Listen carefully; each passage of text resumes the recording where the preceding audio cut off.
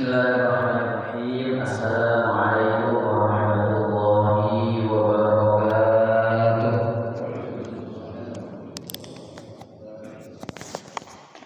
Alhamdulillah wassalatu wassalamu ala Rasulillah wa ala alihi wa sahbihi wa mawalah.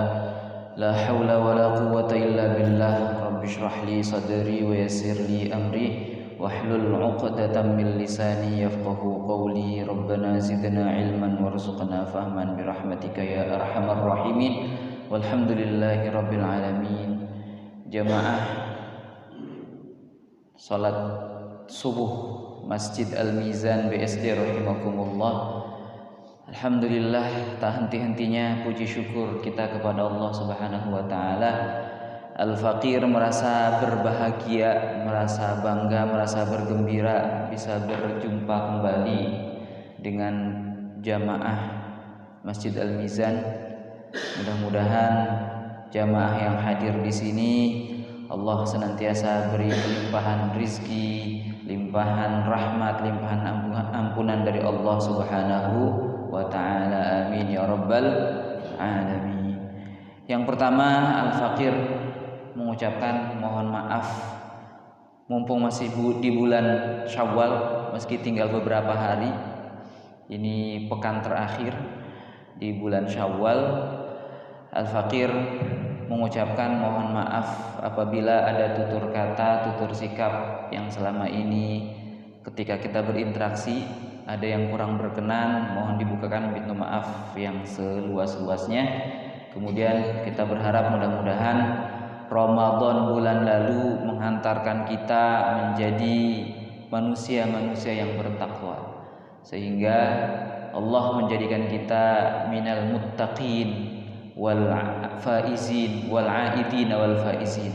Taqabbalallahu minna wa minkum siyamana wa siyamakum. Semoga Allah Subhanahu wa taala menerima amal ibadah kita, puasa kita, tarawih kita, tilawah kita, tadarus kita, dan ibadah-ibadah sholih lainnya. Amin ya rabbal alamin. Para jamaah rahimakumullah, bagaimana kabar hari ini? Alhamdulillah. Ini kok masih pada cemberut-cemberut ini. Jangan-jangan kurang bahagia ini. Sehat Bapak ya? Alhamdulillah. Selamat ya. Harus bahagia Pak. Orang Islam tuh harus senantiasa bahagia. Di dunia dia bahagia karena menjadi hamba Allah yang muslim, yang berserah diri. Di akhirat juga insya Allah kita berbahagia karena kita dijanjikan surga oleh Allah Subhanahu wa taala. Oleh karenanya sebelum kajian ini dimulai sebelum pengajian ini dimulai, maka bapak-bapak semua harus senyum dulu ini. Silakan senyum bapak-bapak. Kalau subuh-subuh itu diajak ngaji biasanya bawaannya semangat. Nah begitu, alhamdulillah. Baik, para jamaah rahimakumullah, kalau tidak salah ini sekarang surat At-Takatsur ya. Terakhir itu surat Al-Asr, betul ya? Baik, kita akan sama-sama mengaji surat At-Takatsur. Kita mulai dengan ta'awudz, baru kemudian At-Takatsur. Bareng-bareng.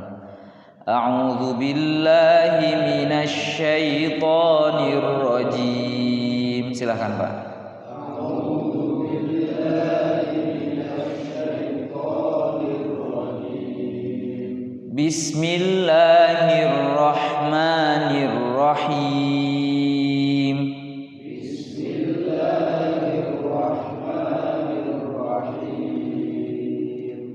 Alhaakumut takatsur hatta zurtumul maqabir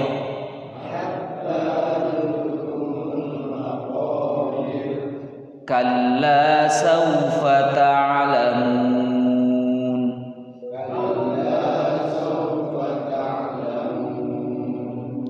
thumma kalla sawfa ta'lamun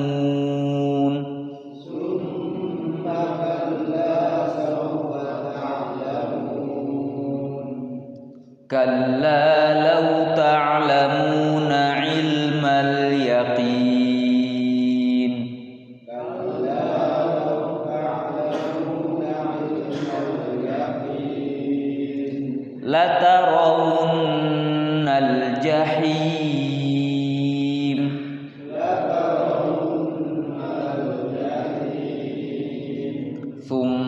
Thumma latarawunnaha 'ainal yaqin.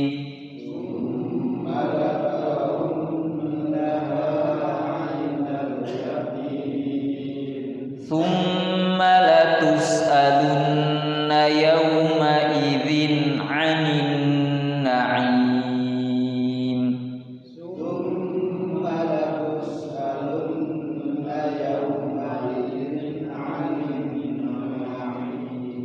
Bareng-bareng. Bismillahirrahmanirrahim.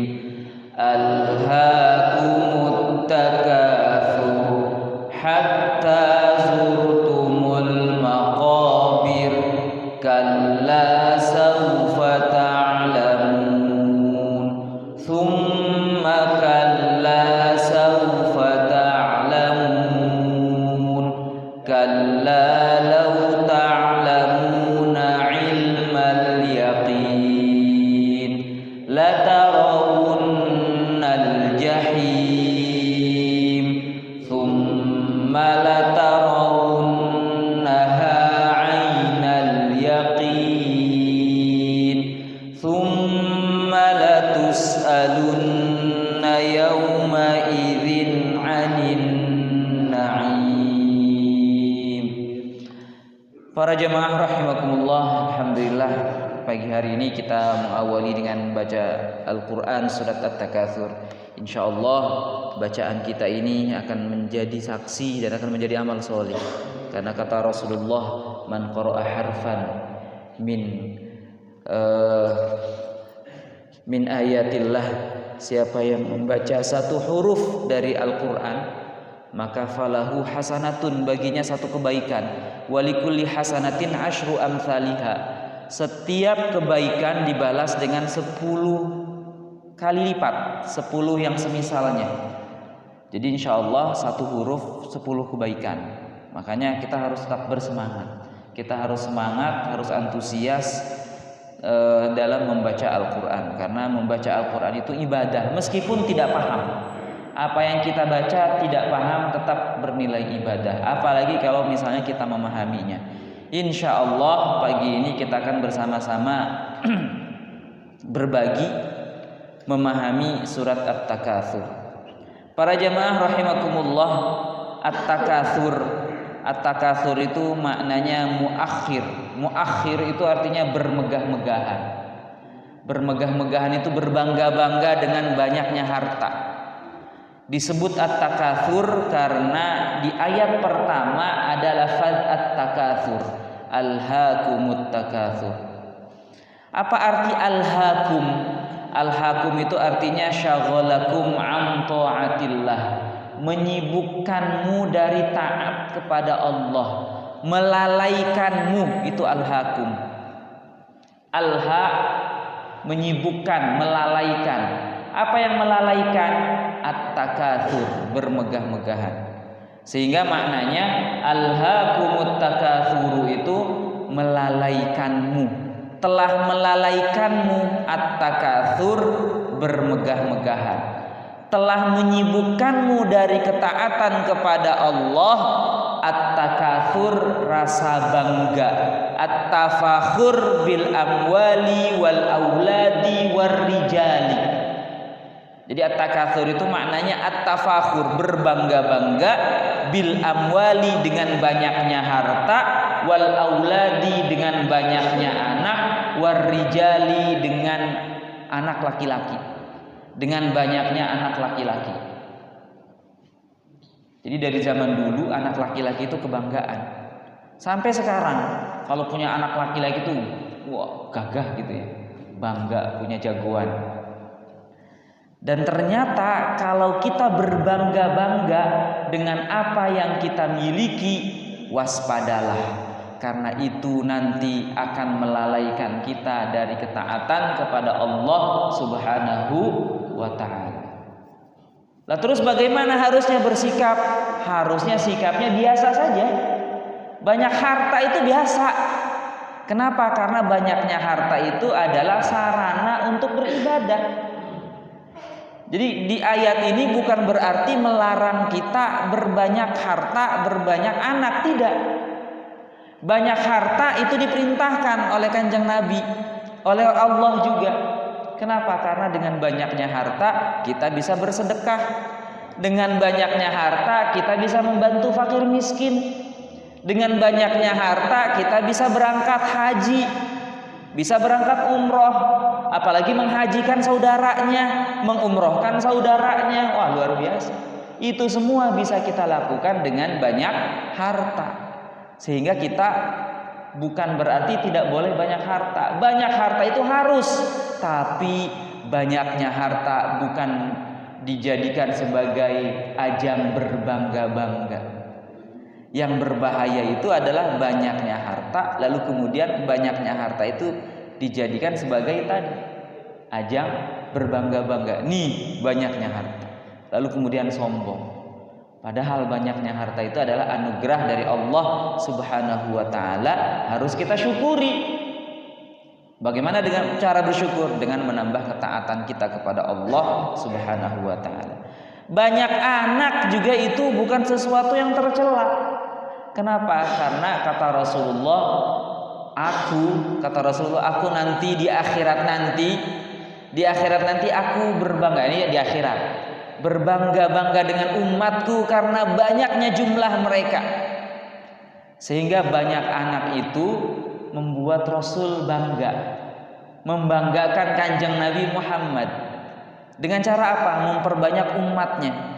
Jadi yang anaknya banyak, jangan berkecil hati. Di akhirat nanti menjadi kebanggaan Rasulullah.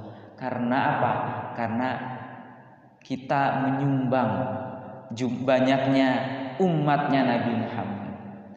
Dan ini juga menjadi berita gembira bagi kaum muslimin. Kenapa? Karena kaum muslimin itu demografinya meningkat. Peningkatan penduduknya, jumlah penduduknya semakin meningkat. Tiap tahun itu meningkat kaum muslimin. Berbeda dengan orang-orang, mohon maaf, orang kafir, orang yang bukan muslim. Di Jepang itu teknologinya maju luar biasa, kehidupannya maju, tetapi mereka ada sesuatu yang dikhawatirkan. Apa itu? Kehilangan generasi. Di Jepang itu, entah di Jepang atau di mana, pokoknya daerah non muslim itu banyak SD yang ditutup, Pak. Bukan bangkrut, bukan gak ada biaya, tapi gak ada yang daftar. Kenapa gak ada yang daftar? Anaknya sudah pada gede-gede. Coba kalau misalnya bapak-bapak pernah nonton film Doraemon? Di Doraemon itu jumlah anaknya berapa sih satu rumah? Cuma satu, Nobita dah.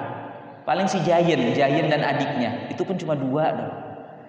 Jadi anaknya itu dibatasi zaman dulu, orang sana itu. Kalau di sini memang dibatasi, tapi pada ngeyel, ya. Rakyatnya pada nggak mau dibatasi. Buktinya apa? Anaknya pada banyak-banyak. Jadi kalau di Jepang itu anaknya yang dulu kecil itu sekarang sudah pada gede, sehingga sekolah SD itu banyak yang ditutup karena tidak ada pendaftar. Nggak ada anak kecil. Ditambah lagi yang gede-gedenya tidak mau terikat dengan ikatan pernikahan. Maunya apa? Bebas. Maunya hubungan suami istri itu, mohon maaf, hubungan laki-laki dan perempuan itu tidak mau diikat dengan ikatan pernikahan. Karena mereka menganggap nikah itu sesuatu yang meribetkan, sesuatu yang yang berat, sesuatu yang bikin pusing, sehingga tidak mau terikat dengan komitmen. Maka mereka berhubungan suami istri tapi bukan suami istri. Apa yang terjadi? Ikatan pernikahan aja mereka tidak mau, apalagi kalau dikasih anak. Maka mereka tidak mau punya anak, sehingga anaknya jadi tidak ada, jadi sedikit, lost generation, kehilangan generasi. Ditambah lagi orang barat mengkampanyekan free child, bebas anak, tidak punya anak. Ini menyalahi fitrah manusia. Karena ketika free child ini, tidak punya anak ini, gerakan tidak punya anak ini kita lakukan, maka apa yang terjadi 10 tahun yang akan datang? Apa yang akan terjadi 20 tahun yang akan datang? Apa yang akan terjadi 30 tahun yang akan datang? Tidak ada anak kecil nanti. Sehingga orang-orang barat itu orang-orang kafir, mereka waspada, mereka khawatir karena tidak ada anak kecil, tidak ada generasi. Bandingkan dengan kaum muslimin. Meskipun kaum muslimin itu jumlahnya memang banyak dan yang berkualitas itu memang masih sedikit, tapi insya Allah kaum muslimin itu banyak. Di antara banyaknya generasi kaum muslimin, insya Allah di antara mereka banyak juga yang ke depan semakin banyak generasi yang berkualitas. Nah, jadi banyaknya anak bukan sesuatu yang dilarang, namun harus diluruskan. Jangan melalaikan kita dari ketaatan kepada Allah Subhanahu wa ta'ala. Jadi alhaakumut takatsur maknanya syaghalakum an taatillah. At-takatsur at-tafakhuru bil amwali wal auladi war rijal. Telah melalaikan kepada kalian dari ketaatan kepada Allah Subhanahu wa ta'ala rasa bangga dengan harta, anak-anak dan anak laki-laki. Hatta zurtumul maqabir, hingga kalian zurtum berkunjung sampai al-maqabir pada kuburan-kuburan. Zurtumul maqabir di sini maknanya bisa jadi memang mengunjungi kuburan. Dengan mengunjungi kuburan kita bisa berpikir bahwa kita ini endingnya bakal mati. Kita semua ini akan mengalami kematian, karena kematian itu hak. Semua orang pasti akan mengalami kematian. Sehebat-hebatnya kita, sehebat-hebatnya manusia pasti bakal mati juga. Fir'aun yang ngaku Tuhan mati juga. Siapa? Orang hebat. Ya, siapapun itu pasti bakal mati. Semua manusia mati. Sehingga mengunjungi kuburan itu yang pertama hikmahnya ada, pelajaran yang diambil yang pertama mendoakan jenazah, yang mendoakan orang yang sudah meninggal. Yang kedua ya mendoakan kita juga yang berziarah juga. Yang ketiga mengingat kematian.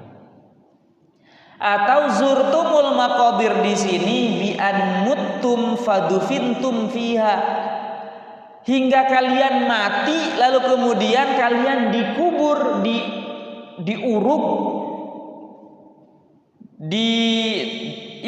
dikubur fiha, di dalam maqabir, di dalam kuburan. Aw adattumul mauta takatsuran, atau kalian menghitung-hitung orang yang mati takatsuran karena bangga. Saking bangga-bangganya maka mereka akan menghitungi pesaing-pesaingnya. Wah, itu saingan saya sudah mati. Hahaha gitu ya. Tinggal saya doang nih yang paling kaya, begitu. Kalau orang bangga kan begitu, sombong. Namanya orang sombong itu kan selalu mengecilkan orang lain. Sehingga namanya sombong, maka kalau ada kebenaran dari orang lain, maka dia tidak menerimanya karena menganggap dirinya besar, yang lain kecil. Karena dia orang kecil, maka meskipun itu kebenaran dia akan menolaknya. Itulah at-takatsur itu. Nah, karena berbangga-bangga dengan harta, maka pesaing-pesaing itu dihitung-hitung. Oh, itu saingan saya mati juga. Oh, itu juga sudah mati. Tinggal saya doang yang paling kaya. Bangga, nggak nyadar sebentar lagi dia juga akan mati.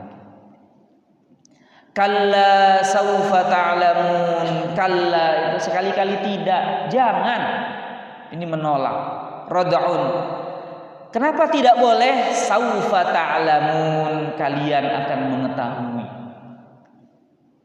Tsumma kalla saufa ta'lamun, kemudian sekali-kali tidak, jangan begitu. Saufa ta'lamun, kalian akan mengetahui. Ini dua kali. Kalla saufa ta'lamun, tsumma kalla saufa ta'lamun. Ini menunjukkan, kalau dua kali diulang ini menunjukkan penegasan bahwa perkara yang terjadi itu perkara yang dahsyat, bukan perkara main-main. Di sini ditafsirkan su'u aqibati tafakhurikum indan naz'i thumma fil qabri. Kalian akan mengetahui su'a aqibati tafakhurikum. Kalian akan mengetahui dampak buruk berbangga-bangganya kalian indan naz'i, ketika kalian dicabut nyawanya, thumma fil qabri, kemudian keadaan kalian di dalam kubur. Jangan merasa berbangga-bangga diri dengan kekayaan, dengan keturunan, dengan apapun yang kalian miliki, karena suatu saat kalian akan mengetahui, kata Allah Subhanahu wa taala, bagaimana dampaknya dari berbangga-bangga itu ketika kalian dicabut seperti nyawanya seperti apa, dan ketika kalian nanti dikubur itu seperti apa. Kalla law ta'lamuna ilmal yaqin. Ingatlah, sekali-kali jangan. Haqqan law ta'lamuna ilmal yaqin. Seandainya kalian mengetahui ilmal yaqin, dengan pengetahuan yang yakin, ay ilman yaqinan, yakni dengan keilmuan, dengan pengetahuan yang meyakinkan, aqibatat tafakhuri mashtaghaltum bihi, dampak akibat dari berbangga-bangganya kita terhadap perkara yang membuat kita sibuk dengannya, terhadap perkara-perkara yang melalaikan kita. Latarawunnal jahim, sungguh kalian, kita semua ini benar-benar akan menyaksikan, akan melihat al-jahim, neraka jahim. Jadi kalau misalnya kita berbangga-bangga dengan harta, berbangga-bangga dengan keturunan, berbangga-bangga dengan apapun yang kita miliki, sehingga kita lalai, sehingga kita tidak taat kepada Allah Subhanahu wa taala, kata Allah, latarawunnal jahim. La-nya maknanya sungguh. Taro itu kamu melihat. Tarawu, kalian melihat, ada nunnya. La tarawunna, itu namanya nun taukid, nun penegasan, ats-tsaqilah, yang berat. Sungguh benar-benar kalian akan melihat, maknanya begitu. La-nya sungguh, nunnya benar-benar. Jadi ini dahsyat. La tarawunna, sungguh kalian benar-benar akan menyaksikan, akan melihat al-jahim, neraka jahim. An-nar, al-jahim itu neraka. Ini adalah jawabu qasamin mahdzufin. Inilah isi dari sumpah yang dibuang. Apa itu? Yakni di sini ada Allah Subhanahu wa taala bersumpah. Cuma memang tidak disebutkan, ya. La tarawunnal jahim, sungguh alhaakumut takatsur, telah melalaikan kalian berbangga-bangga. Kalla hatta zurtumul maqabir, hingga kalian menemui kuburan, mengunjungi kubur. Kalla saufa ta'lamun, thumma kalla saufa ta'lamun. Kalla law ta'lamuna ilmal yaqin la tarawunnal jahim, sungguh kita semua ini akan menyaksikan al-jahim. Disebutkan lagi thumma la tarawunnaha, tentang al-jahim ini, thumma la tarawunnaha, kemudian kalian benar-benar akan menyaksikan al-jahim itu, neraka jahim itu. Takkidun, ini adalah penegasan bahwa kita ini benar-benar akan menyaksikan neraka jahim. Ainal yaqin, dengan pandangan yang meyakinkan. Kalau tadi ilmal yakin itu pengetahuan yang meyakinkan. Kalau ini ainal yakin, pandangan yang meyakinkan. Jadi kita ini, kata Allah Subhanahu wa taala, akan mengetahui, akan merasakan ilmal yakin, menyaksikan neraka jahim. Ilmul yakin, pengetahuan yang meyakinkan. Kalau ayat berikutnya tsumma latarawunnaha ainal yakin, kemudian kita akan benar-benar melihat neraka jahim itu ainal yakin, dengan pandangan yang meyakinkan. Tsumma latus'alunna, kemudian kita semua ini akan dimintai pertanggungjawaban. Latus'alunna, sungguh benar-benar kalian akan dimintai pertanggungjawaban, ditanya tentang apa? Yauma idzin, pada hari itu, yauma ru'yatiha, pada saat kita melihat neraka jahim, anin na'im, tentang kenikmatan-kenikmatan. Semua kenikmatan yang kita miliki, semua kenikmatan yang kita terima dari Allah Subhanahu wa taala, semua itu akan dimintai pertanggungjawaban di hadapan Allah. Kita gunakan untuk apa? Apakah kenikmatan yang Allah berikan kepada kita lalu kita menerimanya ini kita gunakan untuk menambah ketaatan kita kepada Allah, atau malah menjauhkan diri dari Allah Subhanahu wa taala? Kalau kita semakin kaya maka semakin taat, semakin takut kepada Allah, berarti harta yang kita miliki itu adalah harta yang berkah, harta yang membawa pada kebaikan. Tapi kalau ternyata hartanya itu menyibukkan kita sehingga mau ikut sholat jamaah aja susah, saking sibuknya. Ikut pengajian itu susah, nggak ada waktu. Mau umroh itu nggak bisa, padat jadwalnya. Apalagi umroh 7 hari, seminggu, nggak bisa. Karena saking padatnya, banyak bisnis yang harus dipelototin, banyak usaha yang harus dikawal. Kalau lengah saja sedikit, ini banyak orang-orang yang mengincar harta kita. Banyak orang-orang yang akan berkhianat, mengambil, merampas harta kita. Sehingga kita tidak bisa melepaskan diri dari harta kita, dari usaha kita, dari bisnis kita. Sehingga kita bisa tidak ada waktu untuk beribadah, tidak ada waktu untuk taat kepada Allah. Hati-hati. Jangan-jangan itu adalah melalaikan, melenakkan. Istidraj namanya. Dikasih nikmat, tapi ternyata nikmat yang Allah berikan kepada kita itu ternyata bukan bentuk kasih sayang Allah kepada kita, tapi ternyata Allah ingin menjauhkan kita darinya. Na'udzubillah. Tsumma latus'alunna yauma idzin 'anin na'im, kemudian pada hari itu di mana kita melihat neraka jahim, benar-benar kita dimintai pertanggungjawaban tentang naim, tentang berbagai macam kenikmatan. Kenikmatan apa? Ma yultadzu bihi fid dunya, apa-apa yang dinikmati, apa-apa yang dibuat nikmat di dunia. Berupa apa itu? Minas sihhati, berupa kesehatan. Sehat itu nikmat nih Pak. Nikmat nggak Pak? Nikmat. Nafas ini, kita bisa nafas ini nikmat yang kadang-kadang kita lupakan. Nikmatnya nafas baru akan terasa kalau kita sesak nafas Pak. Apalagi kalau sampai gagal nafas. Kalau sampai gagal nafas maka harus pakai apa itu?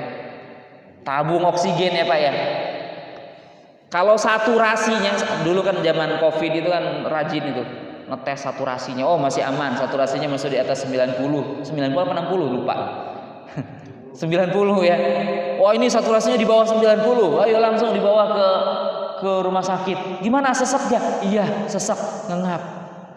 Langsung pakai tabung oksigen gitu ya. Nafas, satu tabung oksigen itu berapa itu harganya Pak? Wah, nggak kehitung. Jadi nikmatnya nafas itu baru kerasa kalau kita sesak nafas atau gagal nafas. Begitupun nikmatnya hidup ini baru terasa kalau kita dicabut nyawanya Pak. Orang sekarat itu kan sakit itu. Oh ternyata hidup itu nikmat. Sehat itu nikmat Pak. Jadi sehat ini adalah nikmat dari Allah, dan sehat kita ini ternyata akan dimintai pertanggungjawaban di hadapan Allah Subhanahu wa taala. Astagfirullah ya. Jadi ternyata sehat kita dimintai pertanggungjawaban. Untuk apa kita sehat? Apakah dipakai untuk berangkat ke masjid atau dipakai berangkat kemana? Ya. Apakah dipakai untuk ibadah atau tidak? Kalau sudah sakit baru sadar, ya Allah pengen sholat jamaah, itu sudah apa Pak? Sudah separuh nyawanya, sudah stroke baru pengen ke masjid. Kadang-kadang begitu. Nauzubillah. Mudah-mudahan kita yang hadir di sini, mudah-mudahan kita senantiasa menjaga kesehatan kita dengan senantiasa taat kepada Allah. Wal faragh, waktu luang itu ternyata naim, nikmat itu Pak. Waktu luang kita ini ternyata nikmat dari Allah. Nikmatnya waktu luang baru akan kita rasakan kalau kita diberi kesibukan. Kapan kita sibuk? Ya pada saat sibuk ya. Kalau yang sudah pensiun mungkin sudah merasakan al-faragh, maka kita manfaatkan al-faragh, waktu luang ini. Waktu luang juga ini adalah nikmat dari Allah dan nanti di akhirat akan dimintai pertanggungjawaban. Wal aman, rasa aman. Rasa aman kita itu adalah nikmat. Ketika kita aman, bagaimana? Apakah dipakai ibadah atau tidak? Kaum muslimin di Palestina itu Pak, mau sholat Jumat aja susah karena di bawah bayang-bayang todongan senjata. Ketambah sekarang jamaahnya makin sedikit. Karena apa? Dibantai Pak. Tiap hari itu selalu ada yang dibunuh, selalu ada yang dibom itu. Itu di Palestina, di Gaza khusus. Karena di Gaza itu memang sedang pembersihan etnis. Sedang mau dihilangkan kaum muslimin oleh Yahudi Israel laknatullah alaihim. Sampai sekarang Pak, Gaza itu masih tetap membara. Meskipun kita sudah merasa adem. Ngomong boikot itu udah lupa lagi. Itu Starbucks rame lagi. Apalagi itu yang ada M itu rame lagi. Ya. Kenapa? Karena dianggapnya sudah selesai, padahal ya masih berlanjut sampai sekarang pembantaian kaum muslimin di sana, genocide gitu. Penghilangan etnis. Kemudian wal mat'am, makanan. Makanan kita itu juga nikmat, Pak. Dan itu akan dimintai pertanggungjawaban. Makanya diniatkan ketika makan bismillah, ya Allah, mudah-mudahan dengan makan ini Allah beri kekuatan, Allah beri kesehatan untuk beribadah. Oh, itu jadi pahala. Makan itu kan perkara yang mubah, tidak ada pahala, tidak ada dosa gitu kan. Itu mubah. Tetapi kalau diniatkan untuk meningkatkan ibadah jadi pahala. Oh, luar biasa kaum muslimin. Orang Islam itu hebat. Perkara yang mubah aja bisa jadi pahala. Ketika basmalah ketika mau makan baca basmalah jadi pahala. Bismillahirrahmanirrahim. Apalagi kalau diniatkan ya Allah dengan makan bakwan ini, dengan makan buras ini, mudah-mudahan kuat ibadah, mudah-mudahan sehat, sehingga bisa kuat ibadah, bisa kuat untuk jalan ke masjid, itu jadi pahala. Wal mashrab, dan minuman juga sama, itu adalah nikmat dan itu akan dimintai pertanggungjawaban. Kita minum ini, dengan minum badan kita jadi kuat, badan kita jadi seger, badan jadi seger digunakan untuk apa? Wa ghairi dzalika, dan sebagainya. Jadi kenikmatan-kenikmatan ini semua akan dimintai pertanggungjawaban di hadapan Allah. Para jamaah rahimakumullah, tadi disebutkan bahwa ada istilah ilmul yakin. Ilmul yakin itu adalah idraku syai' min ghairi musyahadah. Ilmul yakin itu pengetahuan yang meyakinkan, itu adalah memahami sesuatu tanpa melihat. Misalnya diberi kabar, misalnya diberi kabarnya, ada informasi bahwa kampung sebelah kebanjiran. Oh, kebanjiran. Nah, itu namanya ilmu yakin. Dia bisa ngebayangin banjir itu seperti apa, tapi dia tidak melihat. Itu namanya ilmu yakin, pengetahuan yang meyakinkan. Ada ainul yakin. Kalau ainul yakin itu adalah ar-ru'yah allati hiyal ilmu bihi ma'al musyahadah. Melihat, dengan melihat itu kita jadi tahu, disertai dengan menyaksikan, benar-benar menyaksikan. Iya, tak banjir, dilihat, oh iya banjir, airnya sepaha misalnya. Itu namanya ainul yakin, melihat sampai yakin, melihat yang penglihatan yang meyakinkan. Ada satu lagi namanya haqqul yakin. Kalau haqqul yakin fahuwal musyahadah ma'al mulasaqah wal mumazajah. Haqqul yakin itu adalah dia menyaksikan bersama dengan bersentuhan dan bercampur, merasakan. Jadi kalau haqqul yakin itu dia bukan cuma tahu, dia bukan cuma melihat, tapi juga benar-benar merasakan. Itu namanya haqqul yakin. Jadi ada pengetahuan hanya tahu doang, itu masih levelnya masih di bawah, tahu. Ada yang melihat sehingga menjadi tahu, itu lebih di atas, itu namanya ainul yakin. Ada yang di atasnya lagi itu haqqul yakin, merasakan. Nah, tsumma latarawunnaha ainal yakin, ini kita akan benar-benar melihat ainul yakin, secara ainul yakin, penglihatan yang meyakinkan tentang jahim. Ya mudah-mudahan kita tidak sampai haqqul yakin merasakan jahim. Kenapa? Karena orang yang haqqul yakin merasakan neraka jahim itu mereka-mereka yang apa ya? Yang amalannya layak masuk neraka jahim. Mudah-mudahan kita semua haqqul yakinnya terhadap surga, bahwa kita semua ini akan dimasukkan ke dalam surga. Amin ya rabbal alamin. Itu perbedaan ilmul yakin, hak ainul yakin dan haqqul yakin. Tsumma latus'alunna yauma idzin 'anin na'im, bahwa kenikmatan-kenikmatan yang kita terima ini akan dimintai pertanggungjawaban di hadapan Allah Subhanahu wa taala. Para hadirin rahimakumullah, kalau melihat tafsir dari Syekh Wahbah Az-Zuhaili, ini memang ada beberapa pelajaran yang bisa kita ambil dari surat At-Takatsur. Di antaranya adalah bahwa yang pertama, ini adalah peringatan dari Allah Subhanahu wa taala agar kita tidak meninggalkan amal soleh.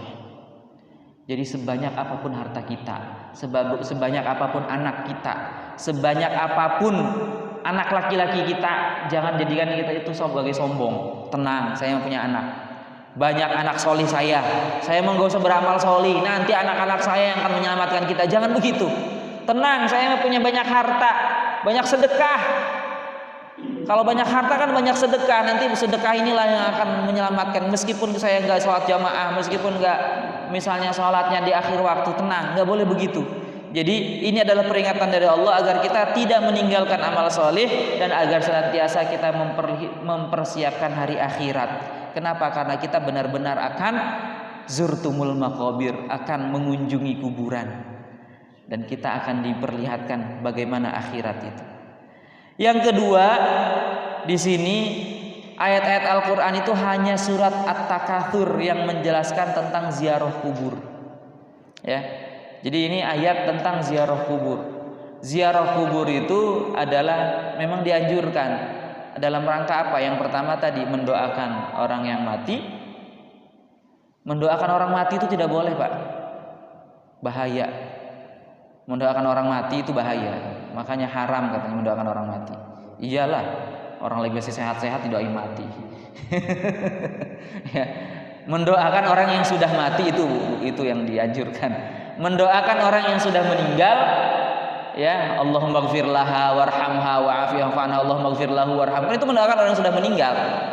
Boleh ya boleh, bahkan dianjurkan. Allahumma la tahrimna ajrahu wa la taftinna ba'dahu. Itu kan doa yang diperintahkan Rasul, yang dicontohkan Rasul untuk orang yang sudah meninggal.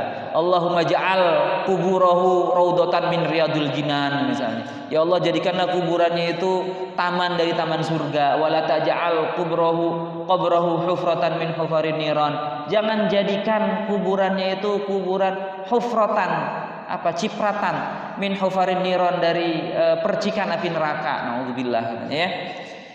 Jadi itu yang pertama, mendoakan orang yang sudah meninggal. Yang kedua, zikrul maut, mengingat kematian.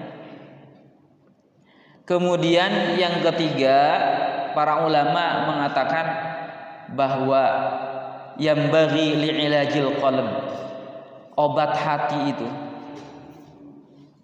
Obat hati itu ada diantaranya salah satu umurin, obat yang menyelesaikan permasalahan hati itu diantaranya 3 perkara, yaitu ta'atullah, taat kepada Allah, wal iktsaru min dzikril maut, memperbanyak mengingat kematian. Karena kalau kita ingat mati, nggak bakalan tuh bermaksiat ya. Kenapa? Karena al maut itu hadzimul ladzat, pemutus kelezatan. Ketika kita sedang menikmati kelezatan lalu kemudian ingat mati, jadi kita ingat astagfirullah, sewajarnya saja. Yang ketiga adalah ziyaratu kuburi amwatil muslimin, mengunjungi kuburannya kaum muslimin. Ya, mengunjungi kuburan orang muslimin. Kalau orang ziarah di kubur itu nggak boleh. Orang ziarah di kubur itu tidak boleh. Ya, tapi kalau orang berziarah di kuburan itu boleh. Ya, itu bahkan dianjurkan. Kenapa? Karena bisa mengingat kematian dan itu mengobati hati. Mengunjungi kuburannya kaum muslimin itu obat hati, Bapak-bapak, mengobati kematian. Misalnya ada saudara kita atau ada tetangga kita, ketika kita masuk kuburan kan, oh ini kuburannya Mang Anu, oh ini kuburannya Bapak Anu, subhanallah, ini Bapak ini dulu di dunianya baik banget. Sehingga kita jadi mencontoh bagaimana kebaikannya kita tiru. Oh ini kuburannya Bapak ini nih, ini mah Bapak ini dulunya. Ya, meskipun nggak boleh menyebutkan ya, tapi mengingatkan bahwa sehebat-hebatnya dia ini orang hebat, ini orang kaya raya, orang tapi kan ujung-ujungnya mati kan gitu. Atau ini teman saya dulu zaman SD-nya bareng, SMP-nya bareng, sampai kuliah bareng misalnya, kerja di pabriknya bareng, ternyata meninggal duluan. Jadi ingat suatu saat kita akan menemuinya, akan menyusulnya. Itu yang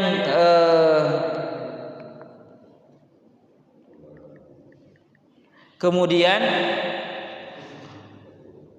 pelajaran yang bisa kita ambil dari surat At-Takatsur ini bahwa Allah mengulang-ulang tentang ancaman, kemudian disusul lagi ancaman. Kalla saufa ta'lamun, tsumma kalla saufa ta'lamun, kalla law ta'lamuna ilmal yaqin latarunnal jahim, tsumma latarunna. Ini kan ancaman demi ancaman yang Allah sampaikan. Ini menunjukkan bahwa at-ta'kid wa taghlidz, ini menunjukkan penegasan ala thubuti azabil qabri wa azabil akhirah, bahwa siksa kubur dan siksaan di akhirat itu benar. Wa annama wa'adna bihi minal ba'thi wa tawabihi haqqan wa sadaqun, bahwa apa-apa yang terjadi tentang kebangkitan itu adalah benar, tentang yaumul hisab itu adalah benar-benar terjadi, benar-benar ada, itu adalah hak. Sehingga kita harus mempersiapkannya untuk beramal solih. Jangan sampai kita lalai, jangan sampai kita lupa, sehingga kita tidak mengerjakan amal solih untuk mempersiapkannya. Kemudian Allah menjelaskan bahwa Allah mengancam kita dengan latarawunnal jahim. Ini adalah khitabun lil kufar alladzina wajabat lahumun nar. Ini adalah seruan bagi orang-orang kafir yang mereka wajib masuk neraka, katanya gitu. Wa inna minkum illa wariduha. Jadi ini adalah peringatan bagi orang kafir juga bahwa benar jahim itu, neraka jahim itu benar. Dan yang terakhir adalah kita harus senantiasa bersyukur atas nikmat Allah. Karena nikmat yang Allah berikan kepada kita ini kadang-kadang kita lupakan. Baru akan terasa kalau Allah cabut. Nikmat muda itu terasanya kalau sudah tua ya Pak ya. Duduk sebentar aja ini boyokan sudah sakit gitu ya. Apalagi ini mohon maaf yang bagian bawah ini kayak terasanya dempes atau apa gitu, ngelandes lah istilahnya, sakit. Ya jangankan bapak-bapak yang sudah usia uzur, saya yang baru 40 aja duduk lama itu sudah kerasa Pak. Itu baru umur 40 aja duduk lama udah kerasa kerekek, kurang minum aja udah kerasa kerekek gitu ya. Kenapa? Karena jarang olahraga. Karena kurang olahraga. Ya karena memang sedikit demi sedikit Allah cabut itu kenikmatan. Gagahnya kita rambut hitam itu sedikit demi sedikit akan cabut, berubah jadi hijrah, dari golongan hitam menjadi golongan putih. Ya. Jadi nikmat-nikmat itu akan terasa kalau Allah cabut. Satu persatu kenikmatan Allah itu Allah cabut. Tujuannya apa? Agar kita berpikir, agar kita menyadari bahwa kita ini sedang mendatangi kematian, sedang mendekati kematian. Maka persiapkanlah kematian ini dengan sebaik-baiknya bekal. Wa khairuz zadit taqwa, sebaik-baik bekal adalah ketakwaan kita kepada Allah. Takwa itu apa? Al-imtithal bi awamirillah wa jitinabu nawahi, menjalankan perintah Allah dan meninggalkan larangannya. Itu saja mungkin yang Al-Fakir dapat sampaikan. Mudah-mudahan ada hikmah, mudah-mudahan ada ilmu yang bisa kita dapatkan meskipun sedikit ilmunya. Mudah-mudahan ilmu yang sedikit itu ilmu yang berkah. Amin ya rabbal alamin. Sehingga kalau berkah itu kita jadi tambah baik. Barangkali dari para jamaah ada yang mau menambahkan, ada yang mau meluruskan, atau ada yang mau menanyakan, kami persilahkan. Tafadhol.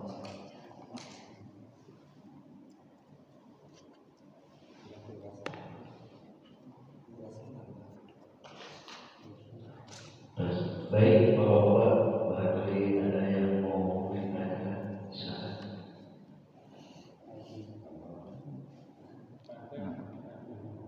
Kalau tidak ada ya berarti nggak usah dipaksa.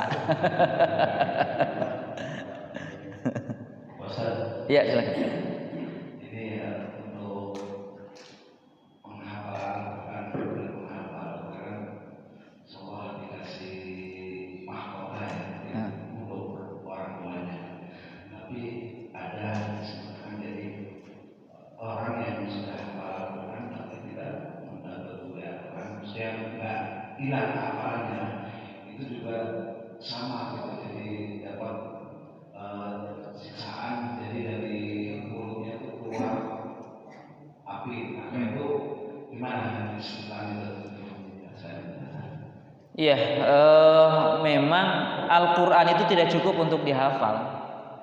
Perintah orang yang mendapatkan mahkota itu memang kan bukan hanya sebatas menghafal saja, tidak berhenti sampai menghafal, tetapi sampai mengamalkan dan mendakwahkan.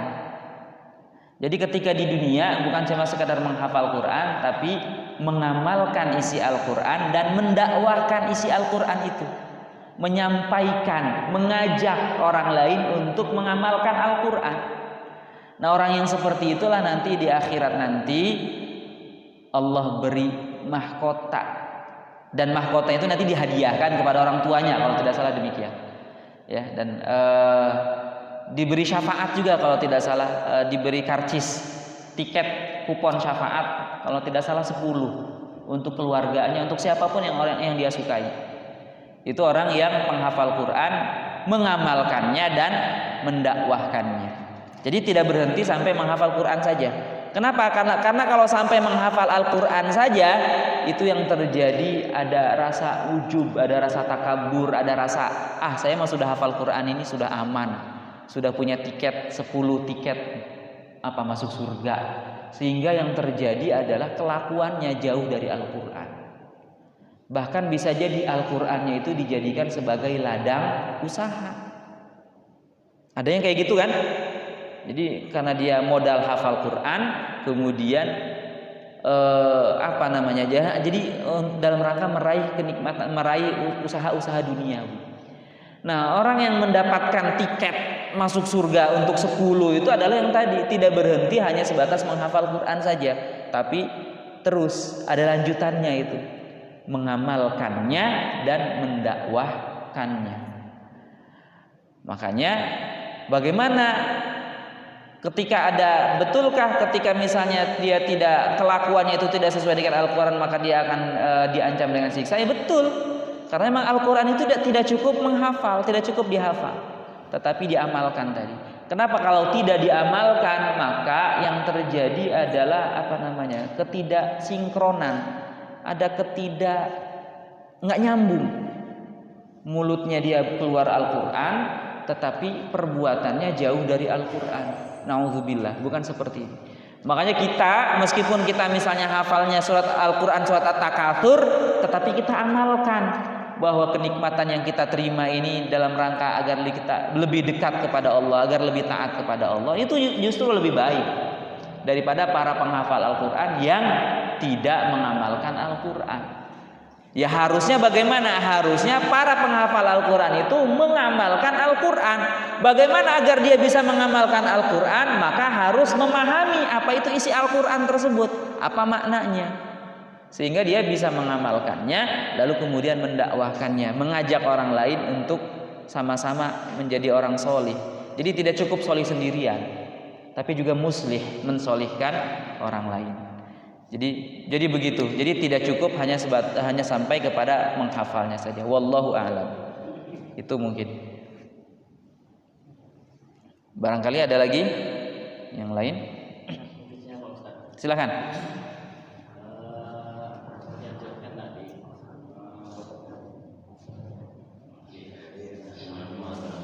Waalaikumsalam. Seperti yang dijelaskan tadi, bahwa kita mungkin harus yakin untuk takut yakinnya dan hal-hal yang boleh di sana. Bahkan tadi saya masalah neraka dan surga.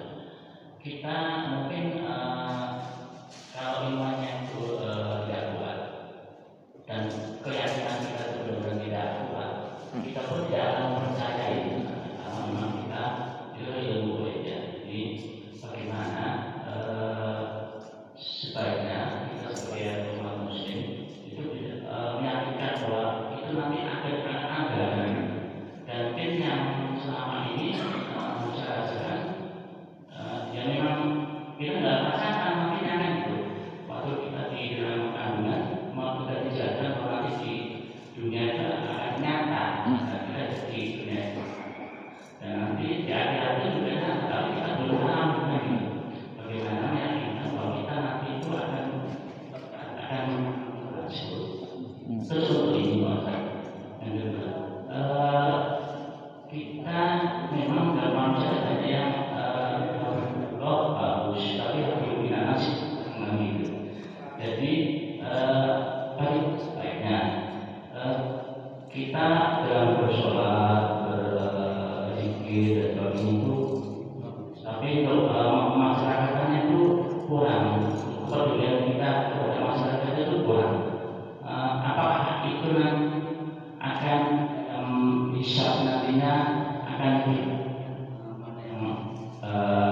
baik dan yang ini sehingga ditinggalkan nanti seseorang itu dimasukkan ke dalam surga itu berdasarkan hablum Allah ataupun hablum nas dan kurangi kan itu. Jadi sehingga seseorang akan bisa masuk dalam surga ataupun ke dalam neraka. Itu ada batas. Terima kasih. Assalamualaikum warahmatullahi wabarakatuh. Waalaikumsalam warahmatullahi wabarakatuh. Ada dua pertanyaan. Yang pertama terkait dengan keimanan perkara-perkara yang gaib ya Pak ya.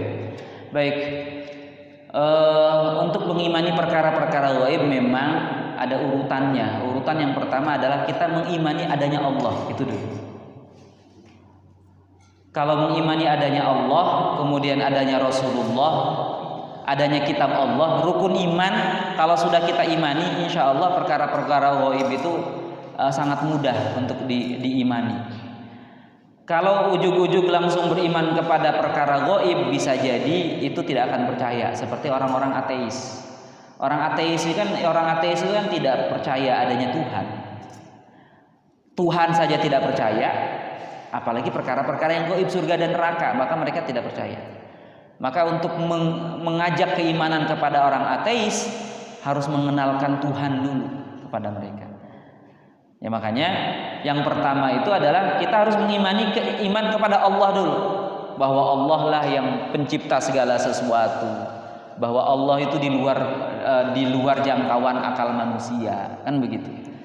Nah, dengan percaya kepada Allah, maka selanjutnya bahwa Allah itu menyampaikan pesan melalui manusia pilihan. Ada manusia yang dipilih oleh Allah untuk menyampaikan pesan-pesan Allah. Siapa itu? Nabi dan Rasul.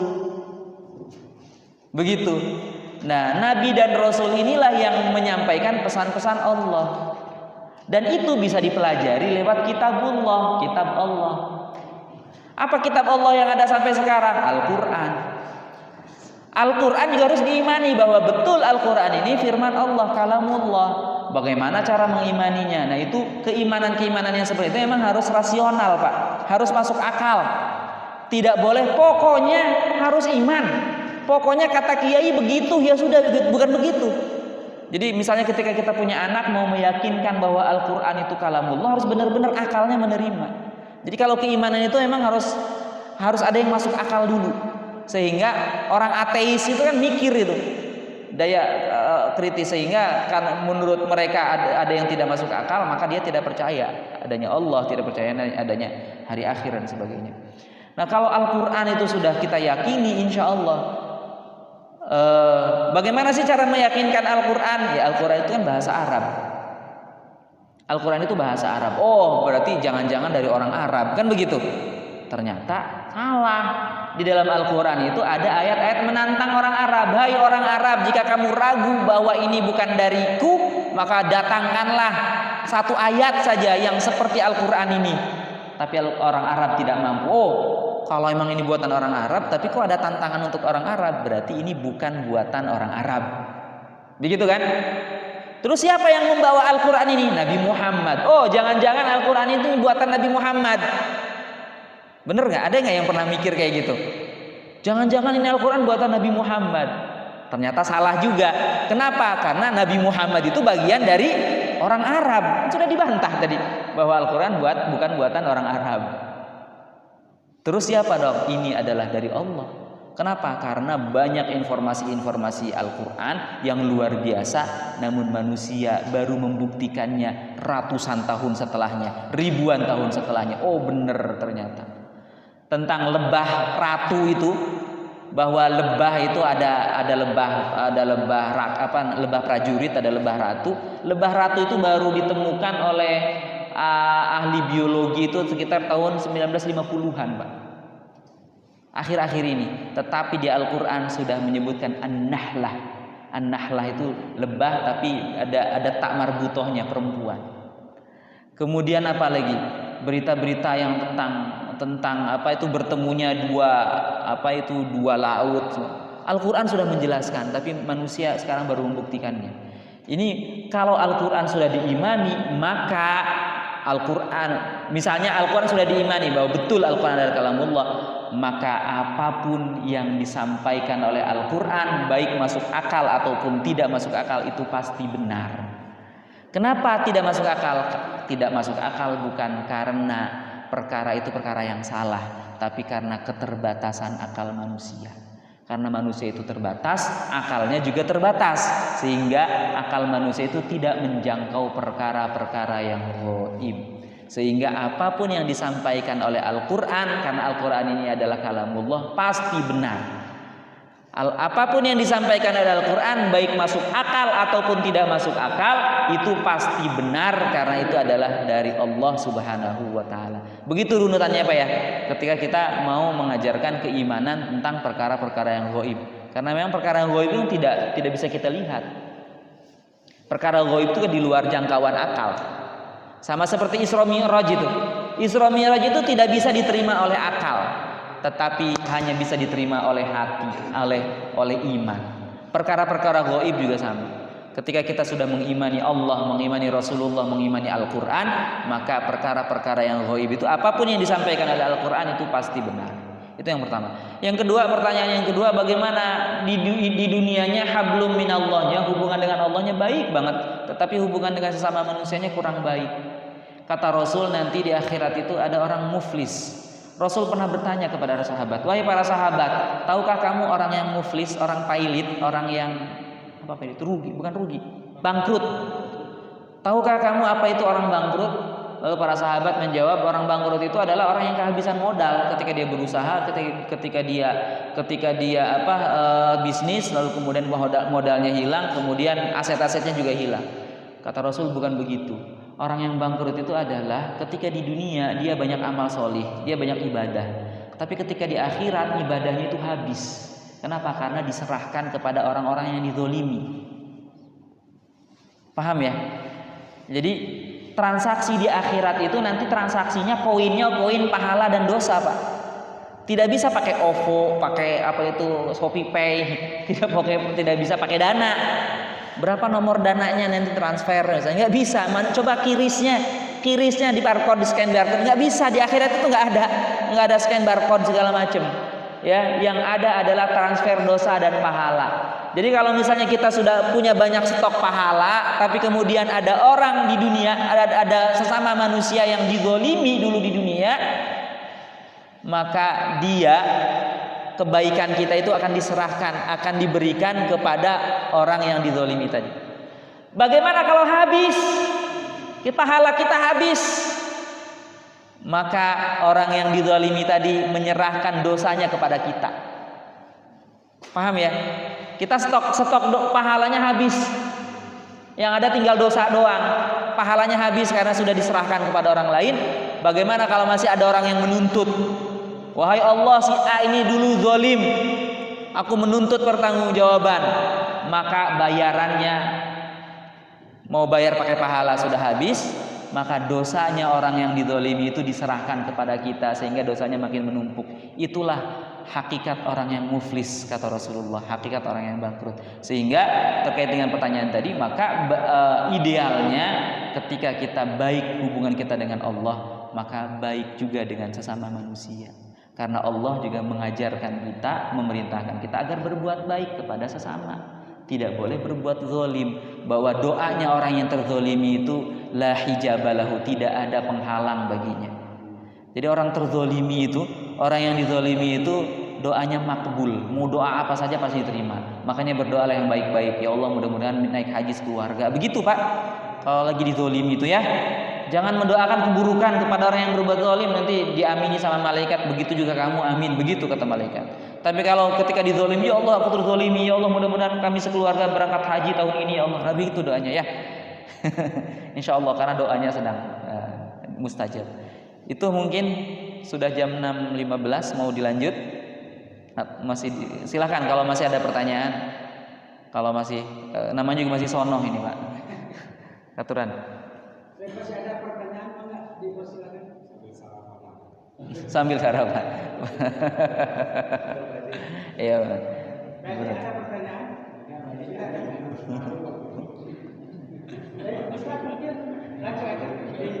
Baik, ditambah ini sudah disodorin sarapan.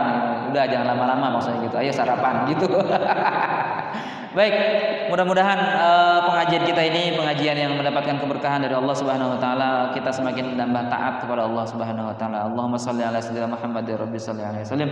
Alhamdulillahirabbil alamin. Allahumma qasim lana min khasyyatika ma tahulu bainana wa baina ma'asik wa min ta'atika ma tuballighuna bihi jannatak wa min al-yaqini ma tuhawwinu bihi alaina musibatid dunya wa matti'na bi asma'ina wa absarina wa quwwatina ma ahyaitana waj'alhu al-waritha minna waj'al tha'rana ala man zalamana وانصرنا على من عادانا ولا تجعل مصيبتنا في ديننا ولا تجعل الدنيا أكبر همنا ولا مبلغ علمنا ولا تسلط علينا من لا يرحمنا والحمد لله رب العالمين هدانا الله إياكم أجمعين وعفو منكم والسلام عليكم ورحمة الله وبركاته. Waalaikumsalam warahmatullahi wabarakatuh.